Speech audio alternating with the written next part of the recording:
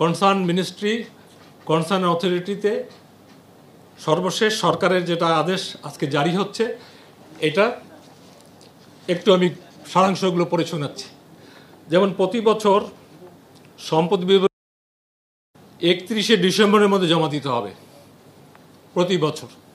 যেহেতু এই বছর আমাদের নতুন একটা বছর পাইনি, ভাঙা বছর, এই জন্য এই বছরেরটা 30শে নভেম্বরের মধ্যে জমা দিতে হবে। এবং এটা কিভাবে জমা দিতে হবে? এটা সিলগালাকৃত খামে সংশ্লিষ্ট কর্তৃপক্ষের নিকট জমা দিতে হবে। খামটা থাকবে সিলগালাকৃত। আর ভুল তথ্য কিংবা গোপন যদি এমন কোনো তথ্য থাকে যেটা মিসলিড করে, এদের ব্যাপারে আমাদের এটাকে বলে 1979 এই বিধিমালা অনুযায়ী শাস্তিযোগ্য অপরাধ।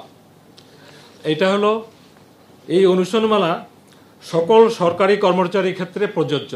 এখন কর্মকর্তা কর্মচারী সবাইকে সরকারিভাবে কর্মচারী বলা হয়। এখানে দুটা ইম্পর্টেন্ট ক্লজ, এই জন্য আমি রিপিট, বিজ্ঞ আদালতের আদেশ ও সংশ্লিষ্ট কর্তৃপক্ষের অনুমোদন ব্যতীত সম্পদ বিবরণীর তথ্য সম্পূর্ণ বা আংশিক হস্তান্তরযোগ্য নয়। আই রিপিট, বিজ্ঞ আদালতের আদেশ ও সংশ্লিষ্ট কর্তৃপক্ষের অনুমোদন ব্যতীত সম্পদ বিবরণীর তথ্য সম্পূর্ণ বা আংশিক হস্তান্তরযোগ্য নয়। ক্লজ 2, সম্পদ বিবরণী অতি গোপনীয় দলিল বিধায় এক্ষেত্রে তথ্য অধিকার আইন 2009 প্রযোজ্য হবে না। সম্পদ বিবরণী অতি গোপনীয় দলিল বিধায় এক্ষেত্রে তথ্য অধিকার আইন 2009 প্রযোজ্য হবে না। আর দুটো বিষয় এখানে ইম্পর্টেন্ট, আমরা অনেকে বলেছিলেন, আমিও বলেছিলাম যে জমা না দিলে কি হয়। জমা না দিলে অনেক কিছু হয়। এখানে আমি আইনের ধারা হিসেবে বলতে পারি, প্রথমে হলে যদি জমা ঠিকমতো না দেয়, তথ্য গোপন করে, প্রথমে যেটা হয় এটাকে বলে লঘুদণ্ড দেওয়া হয়। যেহেতু কাগজটা আমি দিব, এখানে আমি উচ্চারণ করতে চাচ্ছি না। লঘুদণ্ডেরও ক, খ, গ, ঘ 4টা স্টেপ আছে।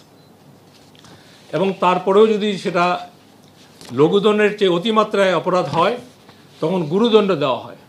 এবং গুরুদণ্ডেরও ক, খ, গ, ঘ 4টা ধারা আছে। এ হলো মোটামুটি, আমি যদি বলি, বাকিটাতে এখানে ডিটেলস লেখা আছে, আমি সামিং আপটা করলাম। আর এখানে আমাদের যে ফর্মটাও আমি আপনাদেরকে দিয়ে দেবো, এই কারণে আপনাদের মাধ্যমেই কিন্তু এই খবরটা সারা দেশের 15 লাখ আমাদের যে সরকারি কর্মচারী আছে সবাই পাবেন।